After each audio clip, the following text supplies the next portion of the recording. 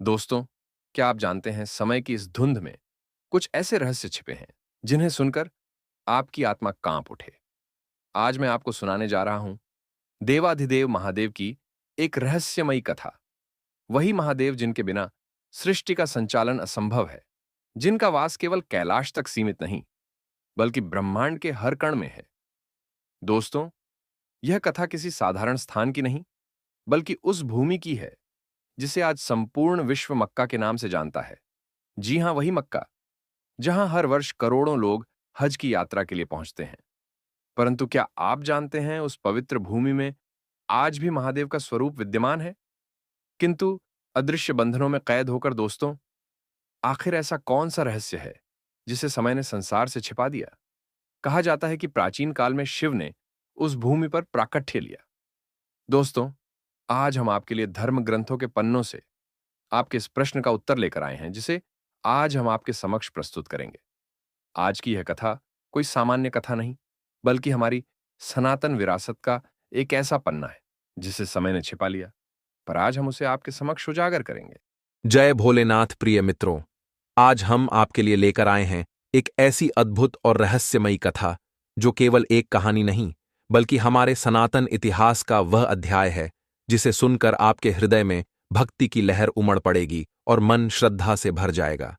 ये कथा न केवल आपके ज्ञान को विस्तार देगी बल्कि आपकी आत्मा तक को छू जाएगी।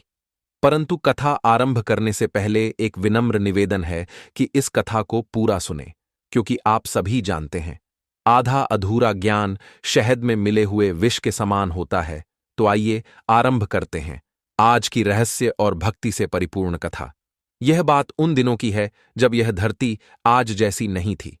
त्रेता युग की स्वर्णिम धूप पूरे संसार पर अपने तेज से धर्म और सत्य का प्रकाश फैला रही थी। उस समय पृथ्वी एक ही संस्कृति, एक ही आस्था और एक ही परंपरा से बंधी हुई थी। जहां आज विभाजन, भिन्न भिन्न धर्म और अलग अलग मान्यताएं दिखती हैं, उस युग में मनुष्य की चेतना केवल एक ही सूत्र में गूंथी थी, सनातन धर्म और उसकी भक्ति। अरब की भूमि, जिसे आज हम एक मरुस्थल के रूप में जानते हैं, उस समय किसी बंजर रेगिस्तान की तरह नहीं थी। वह भूमि हरियाली से हरी भरी थी, नदियां वहां कल कल करती बहती थीं और चारों ओर जीवन की शांति व अध्यात्म की पवित्रता बसी हुई थी। और उस पावन भूमि के हृदय में एक भव्य और दिव्य मंदिर स्थित था। वह मंदिर था मक्केश्वर महादेव का। हाँ मित्रों, वही स्थान जिसे आज संपूर्ण विश्व मक्का के नाम से जानता है। वहां कभी महादेव का विशाल मंदिर खड़ा था। वह केवल मंदिर नहीं था बल्कि देवताओं और आर्षि मुनियों का पवित्र तीर्थ स्थान था। वहां दूर दूर से साधक आते, तपस्या करते और महादेव से सिद्धियां प्राप्त करते थे। उस मंदिर का वर्णन पुराणों और प्राचीन ग्रंथों में आता है। ऊंचे शिखरों से सुसज्जित, स्वर्ण मंडित कलशों वाला और चारों ओर से सुगंधित पुष्पों की बगिया से घिरा हुआ। मंदिर के गर्भगृह में स्थापित था मक्केश्वर महादेव का शिवलिंग, अत्यंत दिव्य, तेजस्वी और अलौकिक। हमारी धर्म ग्रंथों में ऐसा कहा गया है कि उस शिवलिंग की ज्योति इतनी प्रखर थी कि दूर से ही उसकी आभा दिखाई देती थी। संध्या के समय जब सूर्यास्त की लालिमा उस पर पड़ती तो ऐसा लगता मानो स्वयं महाकाल अपने तेज से संपूर्ण धरती को आलोकित कर रहे हों। वहां केवल पूजा ही नहीं होती थी बल्कि मानव और देवता का प्रत्यक्ष संगम भी होता था। ऋषि मुनि वहां महायज्ञ करते, तपस्वी ध्यान लगाते और देवता वहां आकर अपनी उपस्थिति दर्ज कराते और लोगों की मनोकामना पूर्ण करते। लेकिन मित्रों, बहुत कम लोग जानते हैं कि इस स्थान का प्राचीन और वास्तविक नाम मक्केश्वर था। यह नाम संस्कृत से आया है। मोक्ष और ईश्वर का मिलन, अर्थात मोक्ष देने वाले भगवान। इस पवित्र भूमि को स्वयं भगवान शिव जी ने चुना था। जिस समय सृष्टि की रचना प्रारंभ हो रही थी, उस समय महादेव ने इस स्थान को तपस्थली बनाया और एक दिव्य शिवलिंग की स्थापना की। यह कोई सामान्य शिवलिंग नहीं था, यह स्वयंभू था, जो स्वयं भूमि से प्रकट हुआ था। उस शिवलिंग की आभा शब्दों से परे थी, मानो किसी सांसारिक भाषा में उसका वर्णन ही असंभव हो। वह देखने में श्वेत संगमरमर जैसा प्रतीत होता था, परंतु साधारण संगमरमर से बिल्कुल अलग। उसके भीतर से एक अलौकिक तेज फूटता था, जैसे दिव्य चंद्रमा अपनी संपूर्ण शीतलता और उज्ज्वलता के साथ स्वयं पृथ्वी पर अवतरित हो गया हो, जब संध्या का अंधकार नगर को अपने घेरे में ले लेता और जब संपूर्ण प्रजा गहरी निद्रा में होती, तब भी वह शिवलिंग अपनी दिव्य प्रभा से चारों दिशाओं को आलोकित कर देता। ऐसा प्रतीत होता मानो स्वयं महाकाल अपने स्वरूप से रात्रि को ज्योतिमय कर रहे हों। उसकी उस छटा में प्रवेश करते ही हर हृदय निर्मल हो उठता, हर आत्मा शांति का अनुभव करती, और जब भोर होती, सूर्य की पहली सुनहरी किरण उस शिवलिंग पर पड़ती तो दृश्य इतना अलौकिक होता कि मानो सूर्यदेव स्वयं महाकाल के चरणों में अर्घ्य अर्पित कर रहे हों। उस क्षण ऐसा लगता मानो स्वयं महाकाल अपने अद्भुत तेज और अनंत आशीर्वाद से संपूर्ण ब्रह्मांड को जीवन और ऊर्जा प्रदान कर रहे हों। उस दृश्य को देखने वाला हर प्राणी भीतर तक पुलकित हो उठता, उसका हृदय भक्ति और आनंद से भर जाता। मक्केश्वर महादेव मंदिर की कीर्ति केवल पृथ्वी तक सीमित नहीं थी, उसकी गूंज तीनों लोकों में प्रतिध्वनित होती थी। यह केवल मनुष्यों का तीर्थ नहीं था, बल्कि देवताओं की आराधना स्थली भी थी। स्वर्ग से देवगण, गंधर्व, अप्सराएं, किन्नर और सिद्धजन यहां आकर दर्शन करते और इस स्थान की महिमा को और भी पावन बना देते। कहा जाता है कि स्वयं इंद्रदेव भी जब किसी महत्वपूर्ण निर्णय पर पहुंचते तो पहले मक्केश्वर महादेव के चरणों में उपस्थित होकर प्रार्थना करते। वे मानते थे कि महाकाल की अनुमति और आशीर्वाद के बिना कोई भी निर्णय सफल नहीं हो सकता। यही नहीं, स्वयं ब्रह्मा जी भी जब सृष्टि की रचना में किसी संशय या कठिनाई में पड़ते तो वे सीधे इस दिव्य धाम में आते। वे महाकाल के चरणों में बैठकर समाधान पाते और नई सृष्टि का मार्ग प्रशस्त होता। और माता पार्वती, उन्हें कैसे भूल सकता हूं वह दिव्य दृश्य। हर पूर्णिमा की रात्रि में आदिशक्ति स्वयं वहां आती थी। उनके चरणों की मधुर ध्वनि जब मंदिर परिसर में गूंजती तो पूरा मक्केश्वर नगर जैसे संगीत में डूब जाता। वे चांदी जैसे उजले वस्त्र पहनती, माथे पर चंदन का तिलक, हाथों में रुद्राक्ष की माला लिए माता पार्वती शिव जी की शांत परिक्रमा करती और पूरा मंदिर दिव्यता से भर उठता। वो दृश्य किसी स्वप्न जैसा प्रतीत होता था। उस समय अरब की भूमि केवल रेगिस्तान नहीं थी, वह शिव भक्तों की भूमि थी। वहां के लोग शिव को पूजते थे और उनकी भाषा में भी संस्कृत की मिठास घुली हुई थी। वे शिव को अल्लाह कहते थे, जो संस्कृत के अलख शब्द से बना था। अलख निरंजन यानी जो दिखाई ना दे लेकिन सर्वत्र विद्यमान हो। वे दिन में 5 बार पूजा करते थे, सूर्योदय पर, दोपहर में, सूर्यास्त के समय, रात में और फिर आधी रात को। यही परंपरा आज भी कहीं ना कहीं किसी और रूप में जीवित है। वहां की स्त्रियां माथे पर तिलक लगाती, गले में रुद्राक्ष पहनती, पुरुष जटा रखते, भस्म लगाते और हर दिन मक्केश्वर महादेव के दर्शन करते। क्या सुंदर युग था वो। धर्म, अर्थ, काम और मोक्ष चारों पुरुषार्थ संतुलन में थे। कहीं कोई वैमनस्य नहीं, कोई हिंसा नहीं। सब एक दूसरे के सुख में सुखी होते थे। सभी खुद को एक ही परमात्मा की संतान समझते थे। लेकिन समय का पहिया तो सदैव घूमता है। त्रेता के बाद द्वापर और फिर धीरे धीरे कलयुग का आगमन हुआ। जैसे जैसे धर्म का प्रकाश मध्यम पड़ा, वैसे वैसे अज्ञान का अंधेरा गहराता गया। मक्केश्वर नगर भी इस बदलाव से अछूता नहीं रहा। लोग बाहरी दिखावे में फंस गए। भक्ति की जगह क्रियाएं रह गईं, प्रेम की जगह परंपरा ने ले ली। भावनाएं शुष्क होने लगीं। और फिर आई वह भयावह रात, कलयुग की सबसे काली अमावस्या, जिस रात एक षड्यंत्र रचा गया। कुछ स्वार्थी, अज्ञानी और शक्ति लूलोपित लोगों के मन में एक विकृत विचार जन्मा। उन्होंने सोचा, अगर हम इस शिवलिंग को छिपा दें तो इसकी सारी दिव्यता सिर्फ हमारी हो जाएगी। वे इस बात को जानते थीं कि शिव जी को कैद नहीं किया जा सकता, क्योंकि वही आदि हैं, वही अंत हैं। फिर भी मूर्ख मानव हमेशा सत्य के सम्मुख अंधा होता है। अब सुनिए उस भयावह रात्रि की सच्ची कथा, जिसे सुनकर आज भी रूह कांप उठती है। वह अमावस्या की रात थी। आकाश में तारे मानो डर के मारे छुप गए थे। हवा तक अपनी गति रोक चुकी थी। संपूर्ण प्रकृति जैसे स्तब्ध हो गई थी। मक्केश्वर मंदिर में शिवलिंग अपनी दिव्य आभा से जगमगा रहा था। लेकिन उस रात कोई भक्त नहीं आया, क्योंकि कुछ दुष्ट लोगों ने एक योजनाबद्ध षड्यंत्र रचा था। वे रात के अंधेरे में मंदिर में चुपके से घुसे। उनके हाथों में पत्थर थे, बहुत भारी पत्थर, और उन्होंने शिवलिंग के चारों ओर एक अंधकारमय कक्ष बनाना शुरू कर दिया। जैसे ही पहला पत्थर शिवलिंग के सामने रखा गया, धरती कांप उठी, दूसरा पत्थर पड़ा, आकाश गरजने लगा, तीसरे पत्थर के साथ बादल बरसे, लेकिन वह वर्षा देवताओं के आंसू थी। ऊपर आकाश रो रहा था, नीचे पृथ्वी कांप रही थी। लेकिन वे अज्ञानी स्वार्थी लोग इसे संयोग समझते रहे। उन्होंने सोचा यह सब प्राकृतिक घटना है। वे दुष्ट मानव अपने कार्य में लगे रहे, और अंततः जब उन्होंने शिवलिंग को पूरी तरह ढक दिया, तब कुछ ऐसा हुआ जिसे वे कभी समझ नहीं सके। आकाश से एक दिव्य गर्जना के साथ आकाशवाणी हुई, हे मूर्खों, जो पाप तुमने किया है उसका फल तुम्हें और तुम्हारी संतानों को भोगना पड़ेगा। मैं कहीं गया नहीं, बल्कि तुम ही मुझसे दूर हो गए हो। उस आवाज की गूंज से पूरा मक्केश्वर नगर डर के मारे कांप उठा। पर्वत डगमगाने लगे, पेड़ झुक गए, पशु पक्षी स्तब्ध हो गए, लेकिन वे अज्ञान के अंधकार में डूबे लोग इसे भी अनसुना कर गए। अहंकार और मोह ने उनके कानों को बंद कर दिया था। उस रात्रि का दर्द कोई शब्दों में नहीं कह सकता। जब स्वयं महाकाल को उनके ही भक्तों ने पत्थरों के पीछे छुपा दिया, तो शिवजी मौन हो गए, लेकिन उनका मौन भी करुणा से भरा था।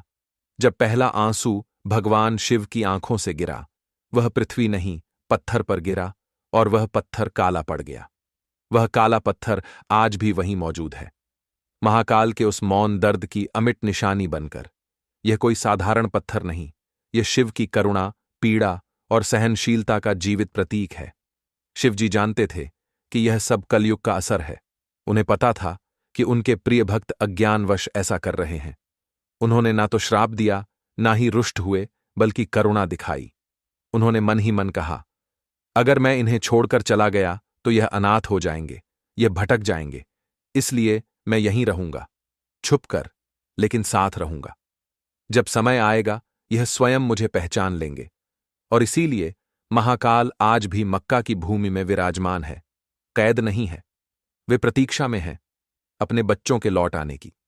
जब माता पार्वती को यह झांत हुआ कि उनके नाथ को उनके ही भक्तों ने पत्थरों में ढंक दिया है, तो उनका हृदय कांप उठा। आदिशक्ति माता पार्वती दुखी होकर रोने लगी। वे कहने लगीं, हे स्वामी, आपने तो कहा था कि आपके भक्त आपसे प्रेम करते हैं, फिर यह क्या हुआ? क्यों छुपा दिया उन्होंने आपको? शिवजी ने शांत भाव से कहा, हे गौरी, यह कलयुग का प्रभाव है। ये वही भक्त हैं, लेकिन भ्रम में है। मैं इनसे दूर नहीं जाऊंगा, मैं प्रतीक्षा करूंगा।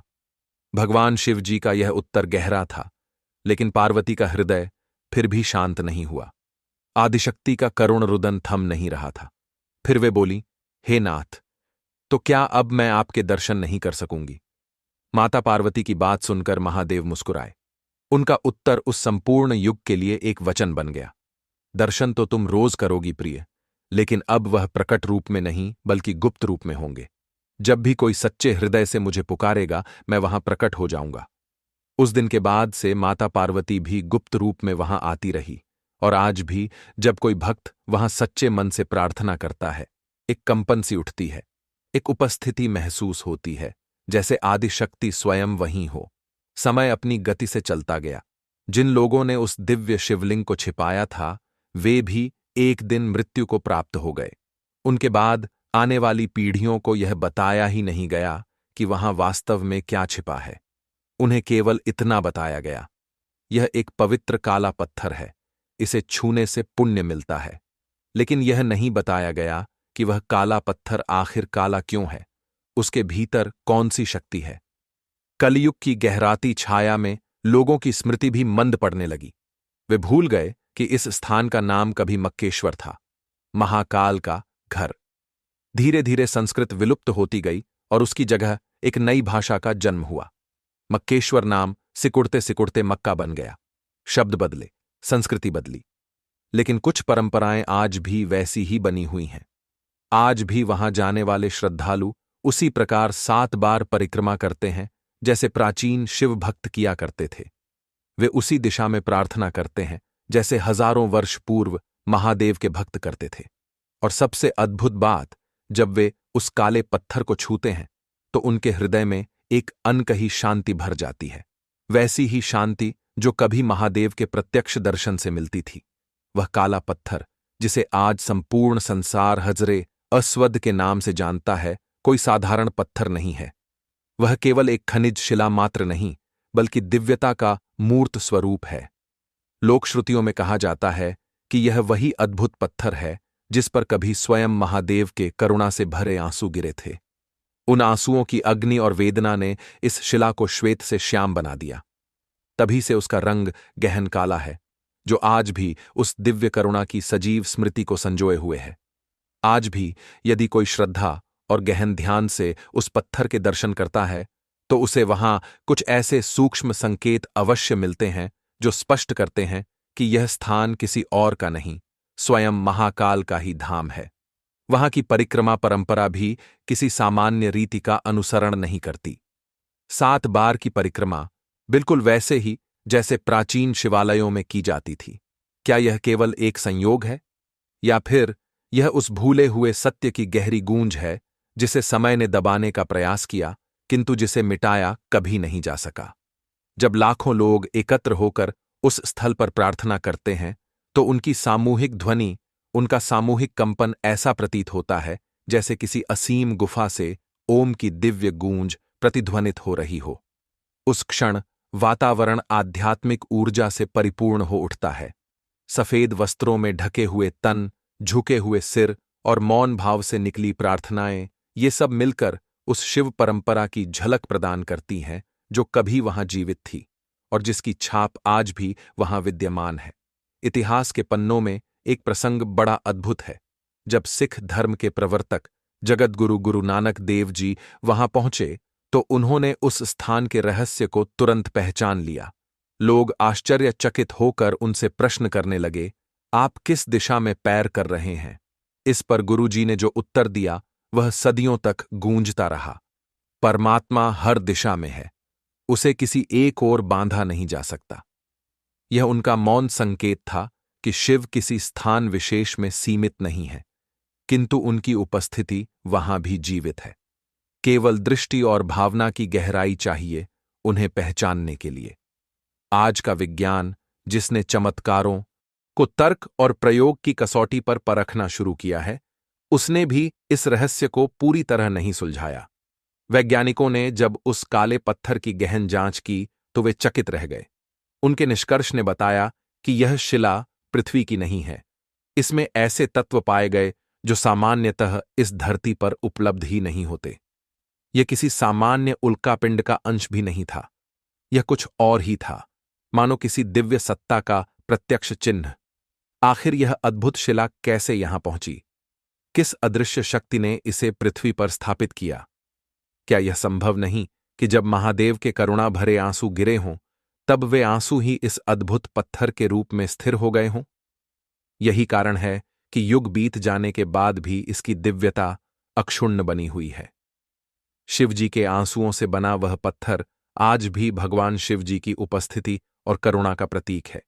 शास्त्रों में कहा गया है कि जब सत्य का समय आएगा, तब हर पर्दा हटेगा। कलयुग अपने अंतिम चरण में होगा और तभी भगवान शिवजी पुनः प्रकट होंगे। उस दिन जो सत्य हजारों वर्षों से छिपा हुआ है, वह स्वयं को प्रकट करेगा।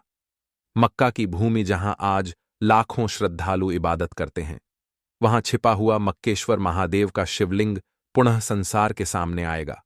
यह जानकर लोग चौंकेंगे नहीं, बल्कि भाव विभोर होकर समझेंगे कि वे सभी एक ही परम सत्ता की आराधना कर रहे थे। अलग अलग नाम, अलग अलग पूजा पद्धतियां थीं, लेकिन ईश्वर तो एक ही था।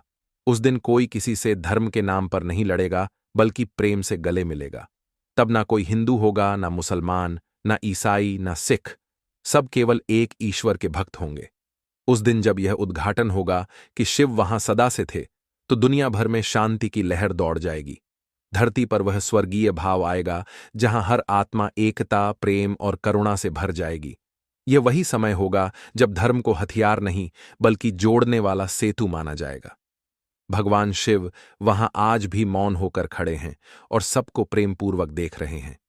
वे कह रहे हैं, मैं तो तुम्हारे लिए ही यहां हूं। तुमने मुझे किसी नाम से पुकारा, मैंने सुन लिया। तुमने मुझे अलग अलग मंदिरों, मस्जिदों, गिरजाघरों में खोजा, मैं वहां भी मिल गया। मैं कभी तुमसे नाराज नहीं हुआ, क्योंकि मैं जानता हूं यह भ्रम तुम्हारे युग का हिस्सा था। लेकिन अब समय है कि तुम सत्य को देखो। अब समय है कि प्रेम और एकता के मार्ग पर लौटो। शिव जी कोई धर्म विशेष के नहीं हैं, वे पूरे ब्रह्मांड के हैं। जो लोग आज भी शिव की भक्ति करते हैं, उनके लिए यह कहानी एक दर्पण है जो दिखाती है कि भगवान किसी एक स्थान या जाति तक सीमित नहीं है। वे सर्वत्र व्याप्त हैं, चाहे आप उन्हें केदारनाथ में खोजें या मक्का में। उनका अस्तित्व अटूट है, उनकी शक्ति सीमाओं से परे है और उनका हृदय इतना विशाल है कि वे सबको समेट लेते हैं। भक्त हो या भटके हुए लोग, वे सबको अपना लेते हैं। मित्रों, अगर भगवान चाहते तो क्रोधित होकर सृष्टि का संतुलन बिगाड़ सकते थे, परंतु शिव ने प्रेम को चुना, क्षमा को चुना। उन्होंने कलयुग की भूलों को समझा किया। वे आज भी प्रेम से प्रतीक्षा कर रहे हैं कि कब उनके बच्चे जागे और उन्हें पहचाने। जब वह समय आएगा, जब पूरी दुनिया मक्केश्वर को स्वीकारेगी, तब कोई भी अपने को दूसरों से अलग नहीं मानेगा। सभी समझेंगे कि धर्म कभी बांटने का नाम नहीं था, वह तो जोड़ने का माध्यम था। उस पावन घड़ी में माता पार्वती भी प्रकट होंगी, जब वे देखेंगी कि उनके प्रिय शिव अब खुलकर पूजे जा रहे हैं। तब उनकी आंखों से आनंद के अश्रु बहेंगे। वे प्रेम और उल्लास में भरकर नृत्य करेंगी और उस स्थान को फिर से स्वर्ग बना देंगी। देवता, मुनि, गंधर्व सभी वहां एकत्र होकर उत्सव मनाएंगे।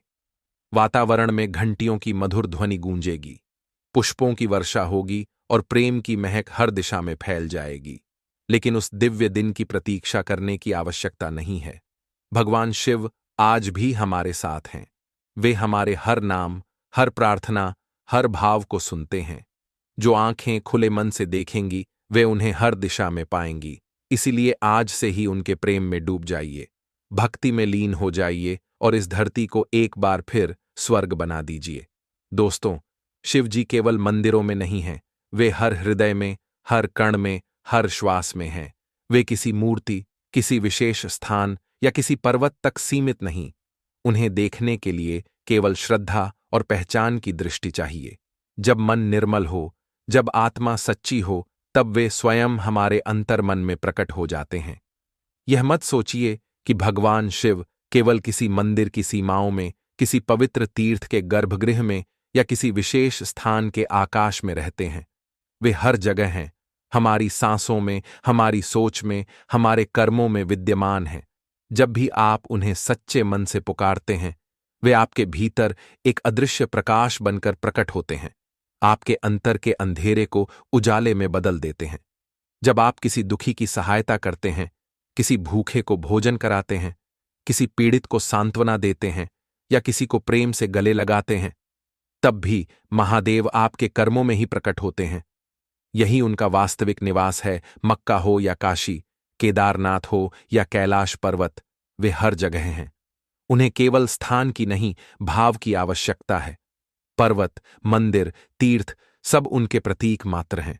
वे तो आपके भीतर की सत्यता और भक्ति की प्रतीक्षा कर रहे हैं, आपकी एक सच्ची पुकार, एक सच्चे हृदय, एक करुणामयी भावना की। दोस्तों, आपने यह कथा सुनी, क्या आपके मन में भी एक गहराई सी नहीं बनी? क्या आपकी आंखें नम नहीं हुई? यह आंसू केवल एक कहानी के नहीं, बल्कि उस अदृश्य प्रेम के हैं जो हर जीव के हृदय में परमात्मा के लिए जन्म से विद्यमान है। कोई उसे अल्लाह कहता है, कोई ईश्वर, कोई महादेव, पर वह एक ही है।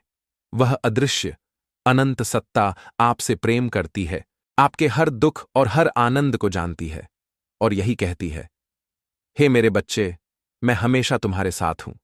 मुझसे प्रेम करो, लेकिन सबसे पहले एक दूसरे से प्रेम करो। वहीं मैं हूं, वहीं मेरी पूजा है, वहीं मेरी उपस्थिति है। शिव जी कहते हैं, हे प्राणियों, धर्म के नाम पर मत लड़ो। मत सोचो कि कोई बड़ा है और कोई छोटा। जाति, भाषा और परंपराओं के बंधन में मत बंधो, क्योंकि मैं ही तुम सबका पिता हूं। सृष्टि का हर प्राणी मेरी ही संतान है। जब तुम सब एक दूसरे को प्रेम से अपनाओगे, जब तुम्हारे हृदयों से भेदभाव और नफरत मिट जाएगी, तब मैं दोबारा तुम्हारे बीच साक्षात रूप में आऊंगा। मित्रों, यह केवल कोई कल्पना नहीं, बल्कि एक अनंत और दिव्य सच्चाई है। मक्केश्वर महादेव आज भी वहीं विद्यमान हैं। वे कहीं छिपे नहीं हैं, वे तो बस अपने बच्चों की आंखें खुलने का इंतजार कर रहे हैं, कब वे पहचानेंगे, कब वे एक होंगे, कब वे अपने भीतर ही उन्हें देखेंगे। प्यारे भक्तों, भगवान शिव का यह संदेश केवल एक कथा नहीं, बल्कि हमारी आत्मा की गहन पुकार है। यह उस सत्य का स्वर है प्रिय मित्रों। इस प्रकार से आज की यह रहस्यमयी कथा समाप्त हुई।